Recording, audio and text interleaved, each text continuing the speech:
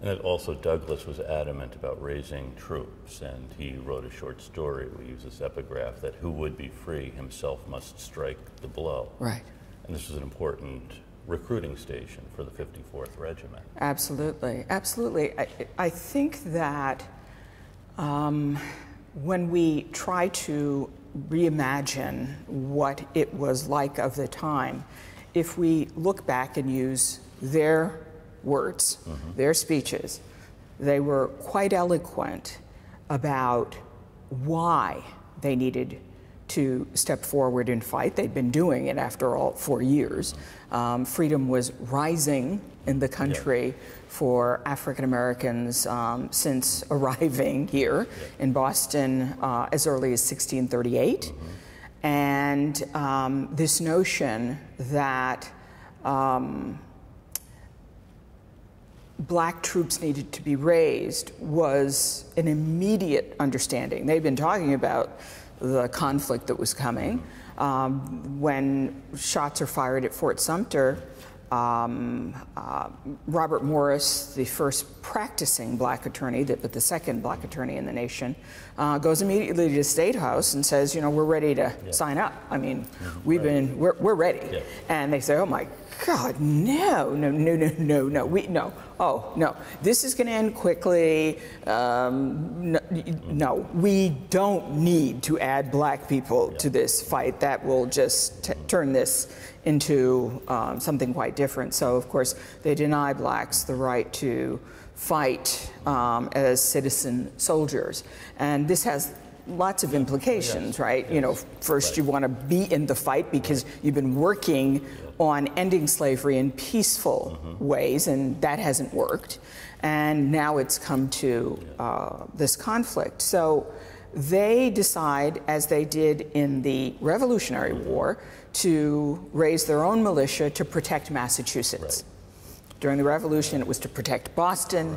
Now they're going to protect Massachusetts and be at the ready. And they immediately have hundreds of men who sign up and start getting ready for war. In the meantime, though, they use all of their strategies. They're writing letters to the president. They are sending the governor of Massachusetts, John Andrew. They are going themselves to Washington.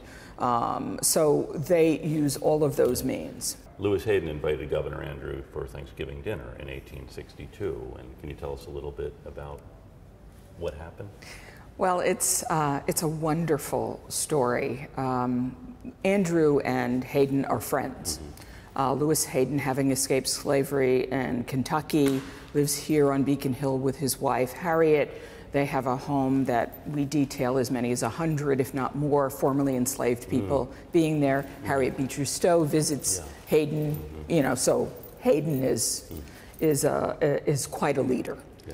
The idea is that now that the president has signed the preliminary Emancipation Proclamation, which they see is very flawed, it's time to go to Washington and really, once again, insist that black troops be enlisted. In part, it has to do with all the strategies and reasons that they should be in the fight, but also because things aren't going well in the war, and because this is the opportunity in this Emancipation Proclamation to also enlist black troops.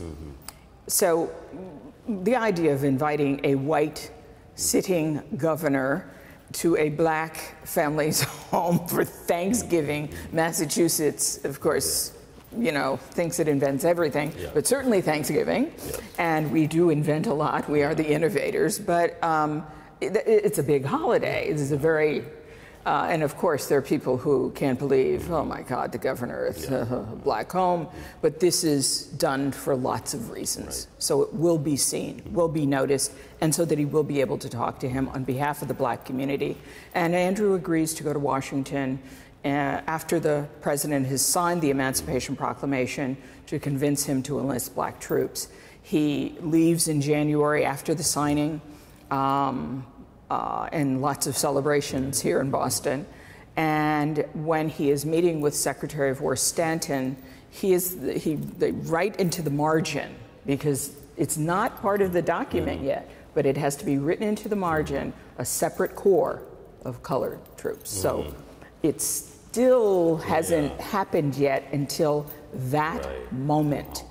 And in the meantime, Andrew has been doing elegant activist work by contacting the Shaw family.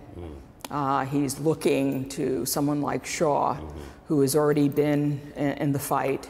The family's in New York. He writes to Shaw's father and family, and in the most eloquent letter, asking them that if they agree to pass along his letter to their son,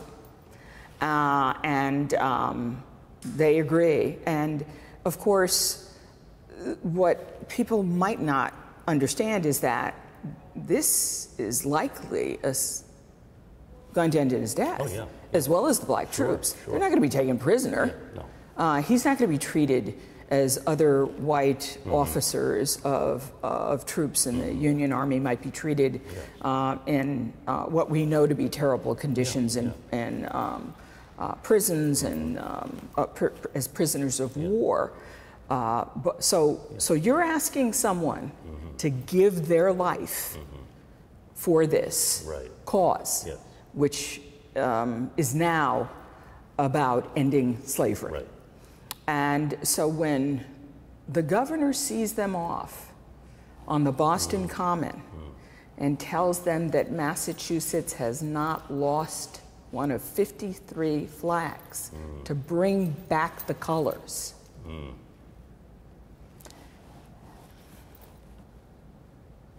wow. Boston, the streets are filled. Black and white citizens and people from all around have come. You know, Douglas is waiting at the ship, shaking their hands as they leave, and his sons join them, right? I mean, this is the beginning of the end. And black men fighting as men, marching through the streets, armed and ready to go to the South. In uniform, having been trained, in spite of the unequal conditions under which they serve. It's extraordinary. Yes. And also there's an extraordinary black woman who was involved as a spy in this effort too, Harriet Tubman. Can you say anything about her role in this? Well, don't you just love that Governor Andrew has already sent her out on behalf of Massachusetts in September of 1862. You know, the president hasn't signed finally the Emancipation Proclamation, but has sent her as a spy and a scout. And Tubman is there. She actually feeds Gould Shaw his last breakfast. Wow. She eats with the officers. They're all General, white, yes, they're all white, and it's General Tubman. Wow. So this is an extraordinary moment. I mean, we know Harriet Tubman, Minty, the person who has spells and who does this incredible work of freeing at least 300 enslaved blacks through the Underground Railroad network. But we've romanticized that and taken out of it her physical power in this, and her intellectual and the shrewdness of her ability to get around, move around, and do what she does, kind of without being seen. She's really one of the most incredible military leaders this country has ever had. Now, there's also, we were talking earlier about nomenclature and about, we talk about the Fugitive Slave Act of 1850, but there's actually a better way of thinking about the people who are being captured under that. How would you talk about? Well, I think it's extremely important to, first of all, name people. We as a country, are very uncomfortable in many ways saying the word slave, because it makes people neuter. I mean, they had names, Yes. they had occupations, they had families, they came from some place. Yes.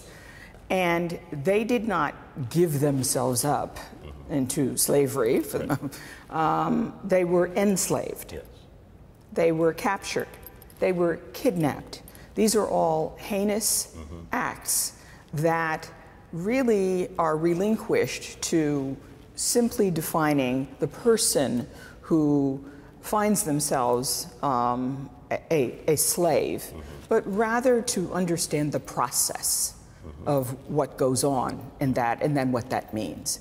So we often like to make sure people understand we're talking about someone who's being held in captivity, someone who's being enslaved, someone whose labor and personal assets do not belong to them as kind of illegally, at least immorally and inhumanely taken away from them and held in captivity.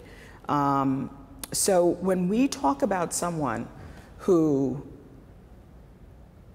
comes up with a plan, decides to leave with all they may be leaving behind, all that they know, and escapes this condition, we call them self-emancipated. Self-emancipated. Self-liberated. And we find that they themselves use that terminology as well. When we start to do more research, you realize that, yes, they may have referred to themselves as a person who was a slave. But the fact of the matter is that referring to people who are escaping kidnappers as fugitives, regardless of the insanity of the laws of that moment, they call themselves, and we define them as self-emancipated and self-liberated, so that people understand that it is not just the act of the person who's helping them escape, but also their own initiative. Right. You know, their courage, their cunning, their strategy, and then learning to live as a free person. Yes.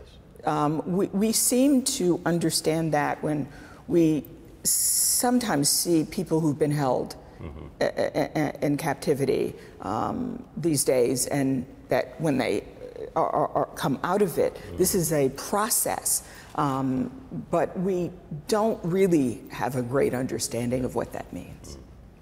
Well, we're always learning. Yes. So thank you. So thank you, Beverly, for letting us see this wonderful place and for all the work you've done to make it good for the next couple of centuries, so people will continue to come here and be inspired by the stories we can learn here. So Thank you, Bob, very, very much for having me. Thank you.